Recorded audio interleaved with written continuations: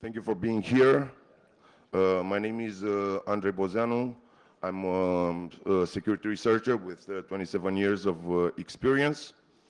My first encounter with malware happened in 1992 with the Hive virus when me and my friends were infected while playing a pirated video game, Wolfenstein. Back then, I had no idea what a virus was.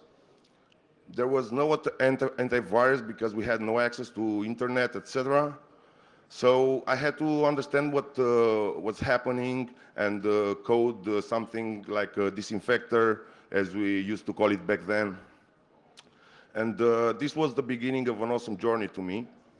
In 2010, I became a consultant for the Romanian National Cyber Emergency Response Team. And at some point, someone alerted us on a potential breach, but they had no evidence of the attack in the IDS logs or firewall logs, but they were pretty sure there was an incident happening. Actually, one of their partners caught fraudulent activity originating from their private VPN network. But on their side, nothing suspicious raised any alarms.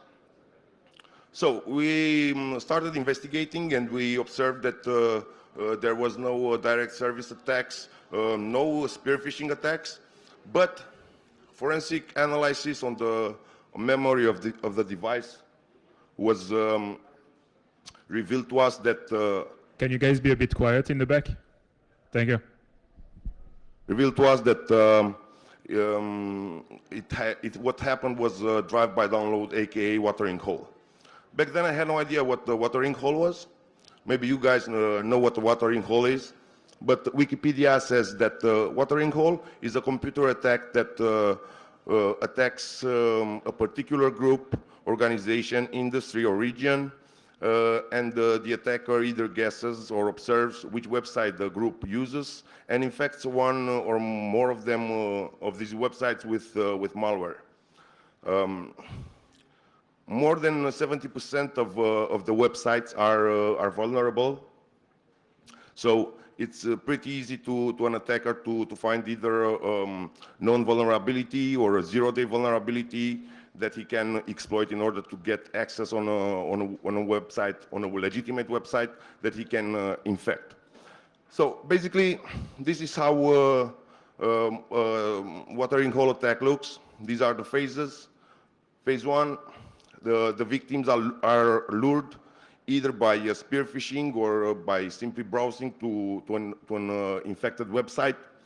The victims are fingerprinted based on their IP address, their browser, or other technologies they use. And the victims of interest are selected and redirected to an exploitation server where they are attacked based on information previously gathered. Not interesting victims get access to the legitimate website. Basically, these are the phases of the watering hole attack. Phase one, attacker profiles victims and the kind of website they go to. Attacker then tests these websites for vulnerabilities. When the attacker finds a website that he can compromise, he injects JavaScript or HTML, redirecting the victim to the separate site that hosts exploit code for the chosen vulnerability. Step four is the compromised website is now waiting to infect the profile victim with a zero-day exploit, just like a lion waiting at the watering hole. We can see here that a watering hole attack can happen either through a normal website that serves a malicious advertisement, or through a compromised website, or even through a spam link, aka spear phishing. The victim accessing these resources gets into a traffic direction system that sends him to an exploitation server kit that in turn serves either ransomware, banking trojans, malware, cryptojacking, ransomware, etc. So basically, the watering hole attack is considered a very dangerous but not so common attack. But the problem is most victims don't even notice they have been attacked, as you will see later, because there is no obvious infection vector. For instance, with spear phishing, you can see that someone received an email. With direct services attack, you can see that someone attacked a service and left a signature in the IDS logs or something like this.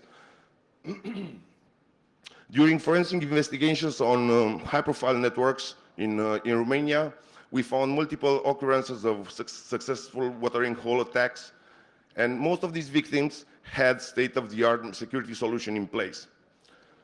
Let's see how watering hole attacks appear in the news. We see that apparently a Chinese attack group infected Forbes.com back in November 2015 in a watering hole attack, and they targeted visitors working in the financial service or defense industries. If you look at the second paragraph, they state that the attack exploited two zero-day vulnerabilities, one in Microsoft Internet Explorer and the other one in Adobe Flash Player. And the Adobe fixed the flaw back in December, and Microsoft updated Internet Explorer as part of its Patch Tuesday release. So basically, there was no signature for the admin guys to identify that someone was attacking their systems. Also, what's very important to notice is the next paragraph saying that the campaign lasted only a few days, but Eyesight and Invincia did not rule out the possibility of the campaign lasting a longer period of time. They had no idea to know that. Another very important watering hole attack attacked people working at Facebook, Apple, Google, Microsoft. This happened in 2013, and the attackers compromised the mobile app developers forum. As you can see, Apple confirmed being hit in a recent watering hole attack. Many watering holes targets in hacks that netted Facebook, Twitter, and Apple. And apparently, not only one web app developers forum was targeted, but in fact, two or three other forums were hosting watering holes. And they say those other watering holes served almost identical attacks to employees from a wide range of target firms across industries, including prominent auto manufacturers in US government agencies, and even a leading candy maker. So nobody is safe from watering holes. Another very interesting attack happened in 2017, in February. Banks, 31 banks in Poland had been affected by a watering hole. The watering hole was served from the Polish Financial Supervision Authority. It was a legitimate website where people working in the banking industry had to browse on a daily basis to be on point and to be up to date with the latest recommendations and regulations from the Polish government. What's interesting is the second paragraph, saying that as indicators of compromise and attack were shared by the affected banks, other institutions around the world found that they have been hit as well. So you can assume that a bank can have state-of-the-art security products in place, but still they didn't see the attacks happening until someone else shared with them the IOCs of a certain attack. This kind of raises some suspicions. Why didn't they see that in the logs? Why didn't the IDS raise any alarms? We also see that the watering hole are a very favorite attack vector in APT groups. They more recently in 2018, apparently Ocean Lotus had attacked like 21, 25 websites in Southeast Asia, and amongst them the Ministry of Defense of Cambodia, the Ministry of Foreign Affairs and International Cooperation of Cambodia, and several Vietnamese newspaper and blog websites. As Anup Ghosh, the CEO and founder of a security company Invincia, said, how can we train employees to be wary of watering hole sites? It doesn't make any sense, and I can just see why some CISOs are getting frustrated. At least with spear phishing, you can blame the user even if it's not their fault. With watering hole attacks, they can always say, I had to go there for work, what do you want me to do? And he has a point. He had to do that for his day-to-day activities. I would like to introduce you to now some case studies. Case study one is called the bank. In 2017, one Romanian bank contacted us for investigating a suspected breach. Basically, one major ATM network identified suspicious operations originating from bank's private VPN during out-of-work hours using legitimate credentials. Those legitimate credentials pertain to a user who was kind of computer illiterate. He had no security training. He had no idea how to hack. And the manager of the bank told me it's impossible that he attacked those people. We need to see what was going on there. Plus, the bank recently acquired a state-of-the-art monitoring and detection solution from a major vendor.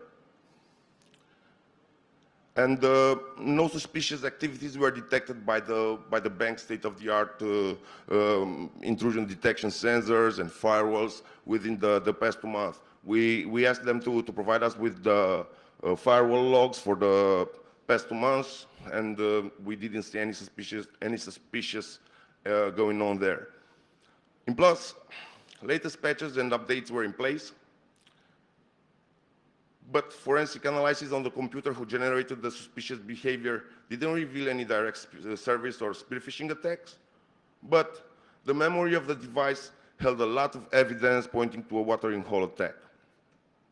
So basically, you can see here, we dumped the memory. We simply searched through the memory with strings for the string iframe. We anonymized some watering hole sites on there, but we left others. Some of them might still be active, but this happened on a single bank computer. So, performing further analysis on that computer, we actually were able to narrow down the websites he recently browsed. And we started the DKNS scan on those websites, and we found the culprit. The culprit was a Romanian NGO dedicated to cybersecurity in banking environment. Those dudes were posting recommendations, how security operations managers in banks should implement best practices, so to say. So it was quite visited by people working in the bank responsible for security of the banks. And we, in fact, identified that certain pages were implanted with malicious JavaScript. The KNS found that. The malicious JavaScript was used to redirect users to an exploitation server. And the exploitation server was using Flash and PDF 0 days. So basically, this was the reason why nothing appeared in the logs and no suspicions were raised. You see here on the left side of the screen, this is a redirection script extracted from the NGO. Nothing suspicious if you look with the naked eye. Nothing suspicious if you analyze with an antivirus.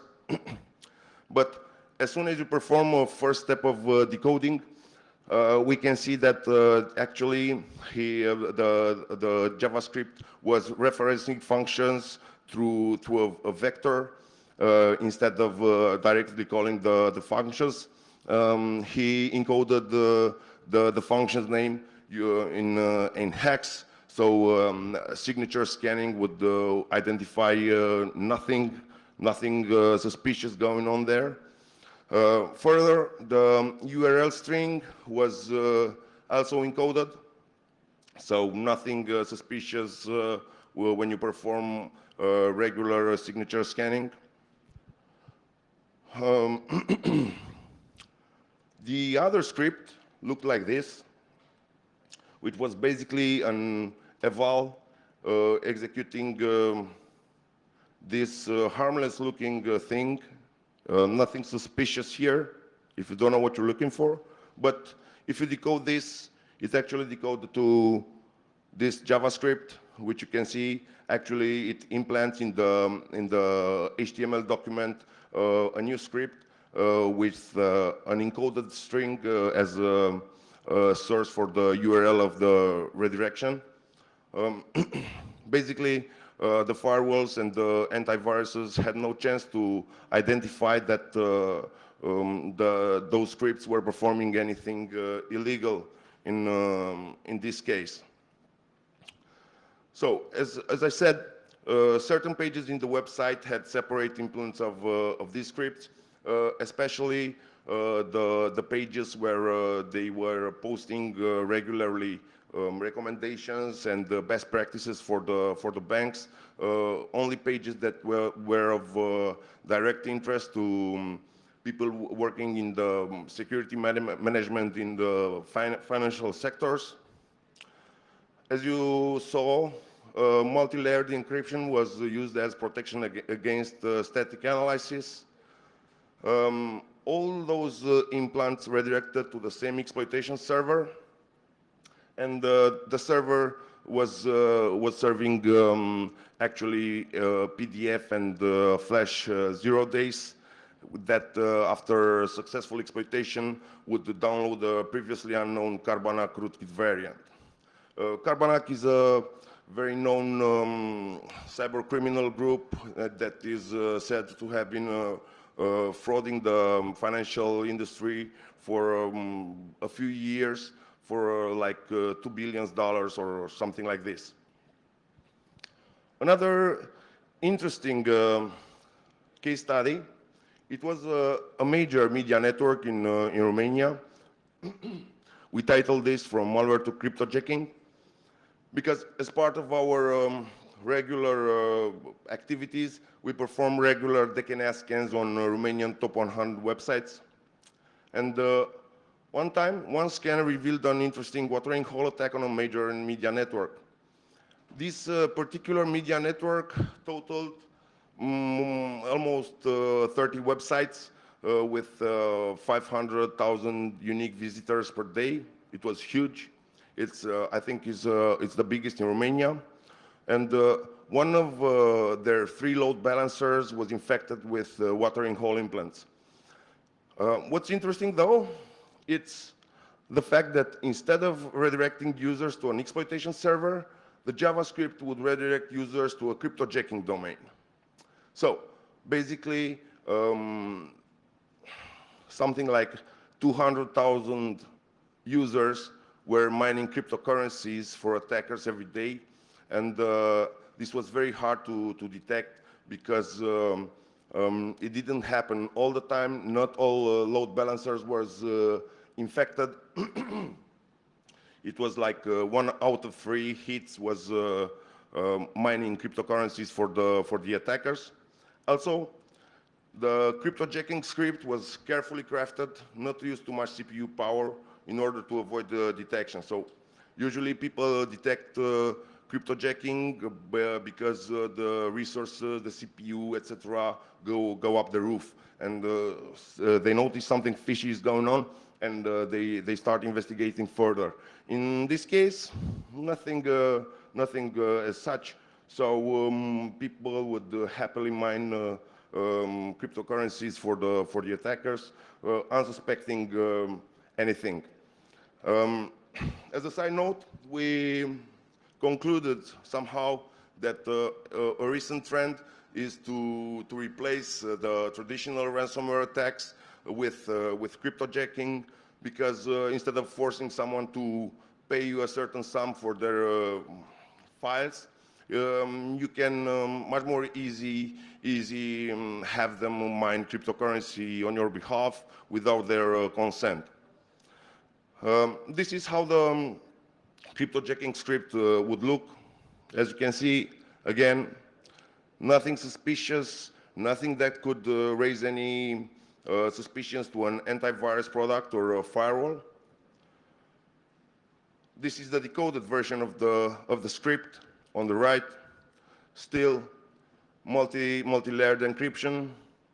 Nothing suspicious again for the firewall or the antivirus, but still this attacked a lot of users, and nobody noticed that the attack was ongoing.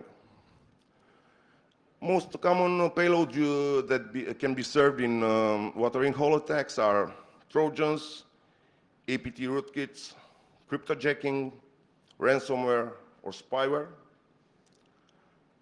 The traditional methods that should detect watering hole attacks are signature scanning, blacklisting of IPs or other resources, static code analysis, and dynamic code analysis. Why these methods fail? As we have seen previously, there are a lot of high-profile networks that were compromised using watering hole attacks.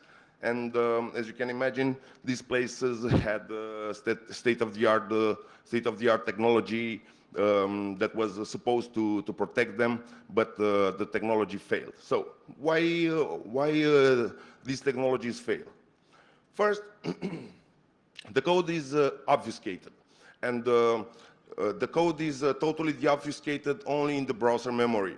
As you have seen earlier, the code doesn't look suspicious and doesn't perform any redirects, doesn't perform any implants until it reaches the browser's memory. So in transit, everything looks fine.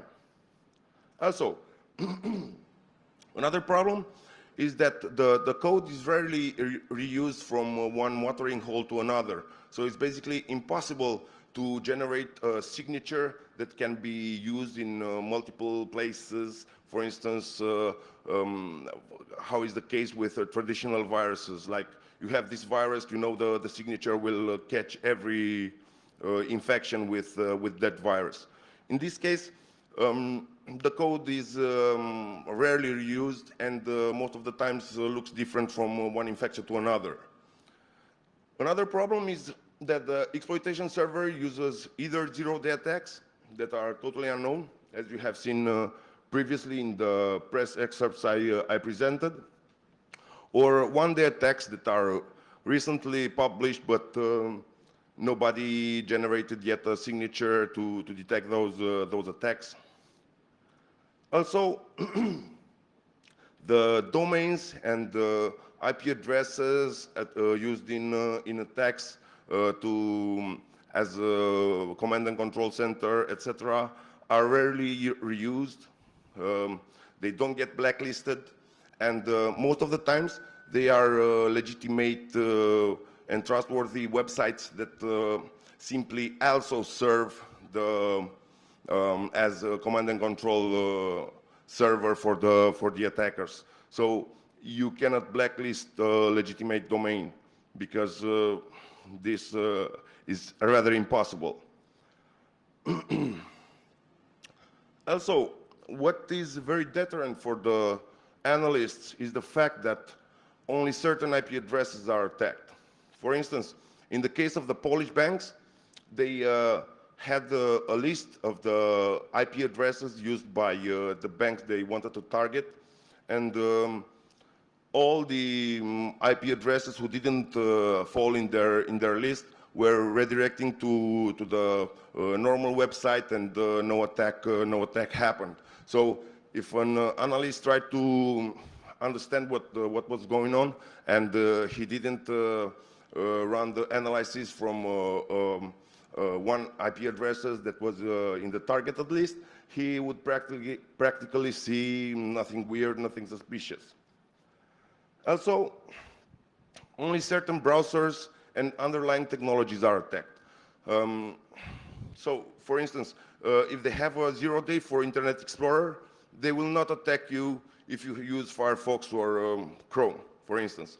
If they have a 0-day for Firefox, they will not attack you unless you're using Firefox. So the analyst has to know from the beginning what kind of setup he has to make in order to be attacked, so he can trigger and analyze the attack.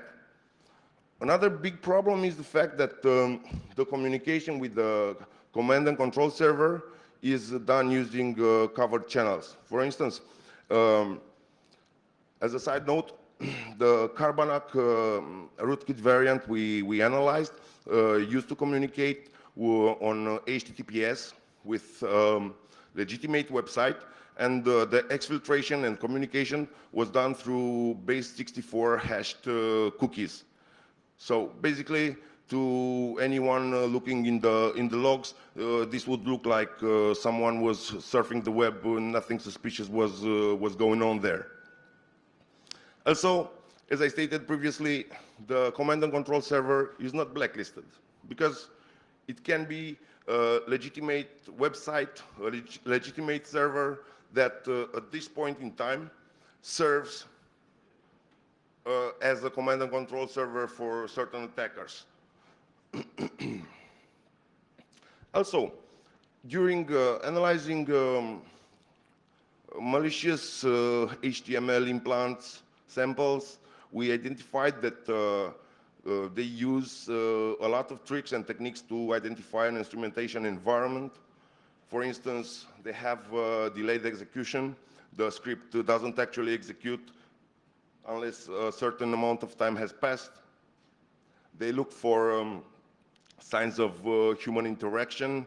They look for on mouse over or mouse activity, keyboard activity, etc. They have techniques to identify virtual machine detection.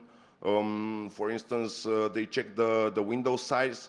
There are very rare cases when the analyst actually changes the, the window size of the analysis environment, and this is practically a standard window size for all cases. And hackers look at this, and they can decide if it's an instrumentation environment or it's a real person who accessed and who is getting infected. Also, a variant would be dynamic code analysis. But the problem is that dynamic code analysis is very time consuming and is time limited. You can only analyze a sample for a certain amount of time, like 2 minutes. But the hackers could make their script run after 2 minutes. So during your analysis, nothing suspicious, nothing raises any alarms. So you say, okay, it was a false alarm. This site is perfectly okay. But in fact, it is not. Also, dynamic code analysis is time-consuming, and it will require from a few tenths of seconds to a few minutes for a complete analysis. So analyzing a single simple website would take hours. This is not feasible in a real environment. So as we already saw, there are a few phases in a watering hole attack.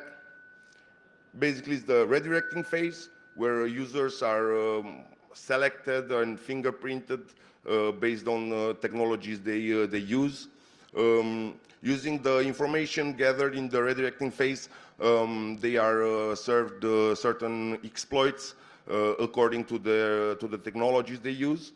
And the third phase is the persistency phase, in which the actual attacker tries to hold control of the equipment he recently owned and tries to call back home to his command and control server. Most technologies that protect against watering holes focus on the exploitation phase or the persistency phase, which you can see it's rather difficult when the attack is performed using 0 days. They attempt to detect exploit signatures, blacklisted IP addresses, or suspicious communications. But this protection is not enough against 0-day or 1-day attacks, or legitimate IP addresses used as command and control servers or covered channels, as we have seen in the example with the Romanian bank, where a legitimate web server was used as the command and control server, and the exfiltration and communication was performed through cookie values. So we understood that we had to come up with a new approach, a different approach. I started developing the DKNS in 2016 as a complex passive scanner using artificial intelligence to classify malicious HTML elements. Our focus was on detecting phase one, the redirection and fingerprinting of users, instead of trying to identify blacklisted IPs or exploit signatures, etc.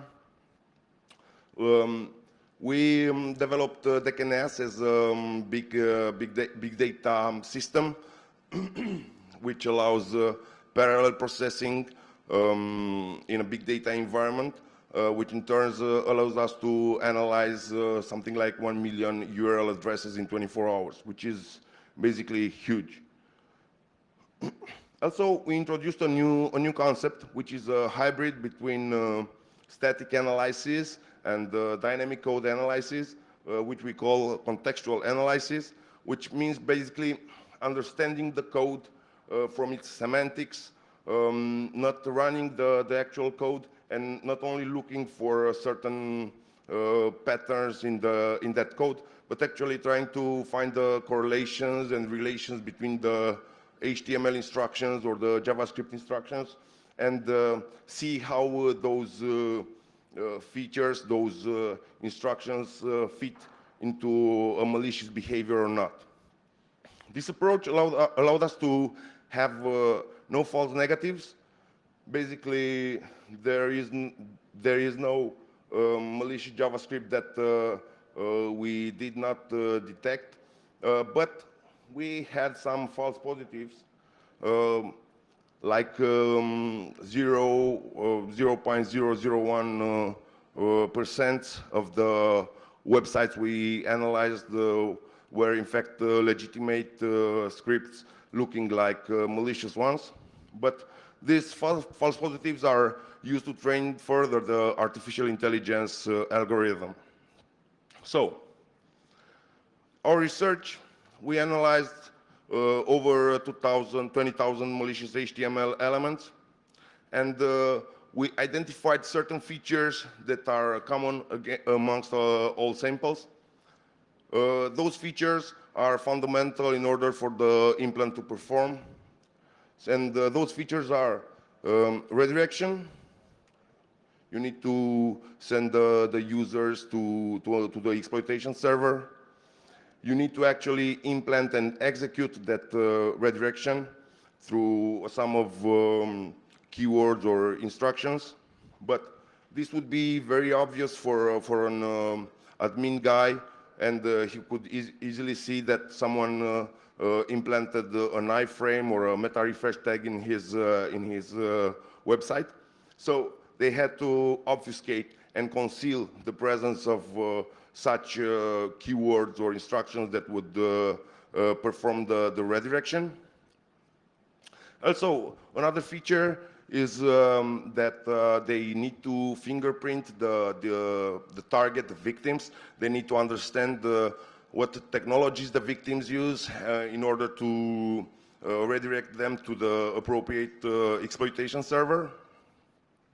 Also, as we stated previously, they have instructions that try to detect the instrumentation environment.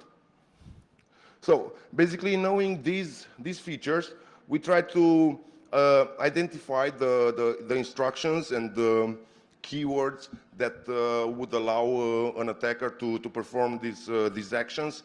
We identified basically the code constructs that would perform these features.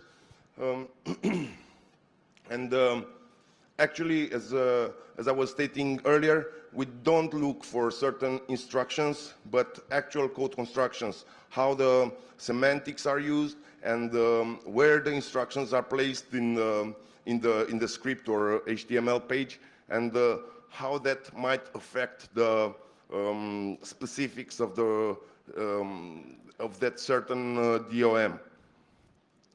For instance, to perform redirection, the attacker needs either meta refresh tags, iframes, location href, window open, etc.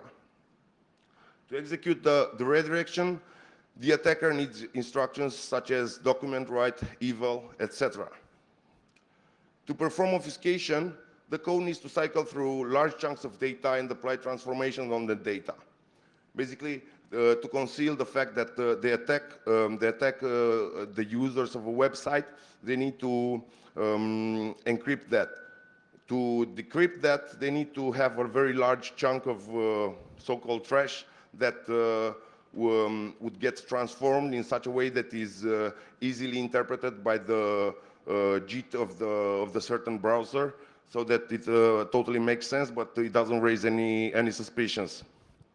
So we decided to score large variables, or many variables, or large function parameters. We score transformation instructions such as charcode at, from charcode, unescape, etc. But they are, this is just an example, there are many more.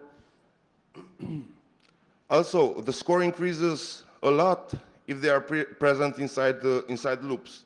For instance, if there is a cycle that applies transformations, we try to take into account how big the cycle is, and as big the cycle is, the higher score it gets.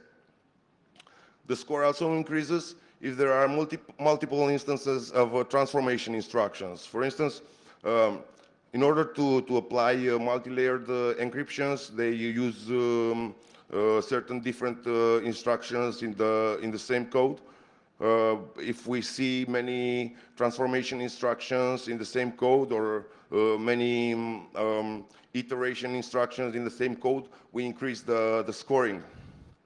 Also, we're looking for delayed execution instructions, such as set timeout, or instructions expecting user interaction, such as on mouse over, on mouse click, or on mouse leave. These instructions are very useful for an attacker to identify if it's an analysis system or an actual user who browsed the website. We also score instructions checking for user agent or other features that could give the attacker an idea on what technologies are used on the certain browser, and how they can exploit the user that access the watering hole. Also, we're checking for instructions that look for the local IP address, either the internal IP address or the external IP address. There are very many cases when this is only used to communicate with the command and control server, saying, okay, this IP address is of interest or not, okay, let it go. So we take that into account when we analyze the JavaScript or the HTML. Also, we're looking for instructions, for instance, looking for the window size. As we stated previously, the window size is used to determine, as one factor used to determine if the analysis environment is present or if it's a normal user browsing the website. Also, we score certain other features that we have seen in the malicious JavaScripts, such as concatenation. We also score encoding of payloads, as we have seen earlier. There was encoded with hex, etc. We also score white spaces because in malicious JavaScript there are not so many white spaces, but In legitimate JavaScript, usually there are a lot of white spaces because this is one of the way the JavaScript